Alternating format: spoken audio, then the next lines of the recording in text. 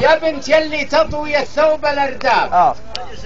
شط الحوار بدرب بكر يميحه في مرتع عش بالتغريف تغرياف وامه هجر ما شملوها منيحه والعنق عنق مذيض عقب ما شاف بوردي لاق فله بضيحه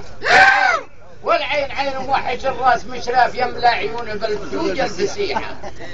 لا تنشدين عن المنازل والاسلاف يوم ذكر الماضي تهيج القريحه يا بنت ما نرضى المهونة والأضعاف لنا على رؤوس المشاريخ صيحة لا تنشدين عن المنازل والأسلاف يوم ذكر الماضي تهيج القريحة فينا صفات الطيب يا بنت وأوصاف ما تنطبق في غيرنا يا مليحة ادخيلنا يرقد ورا الوجه ما خاف يا من وتحماه السلوم الصريحة ناسم عصاه ولو يبى حج والطاف تحت الحمامة واحد يستبيحه ونفوسنا دايم عفيفات ونضاف وابدالنا من كل علة صحيحة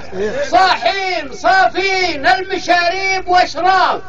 ما ناكل المتردية والنظيحة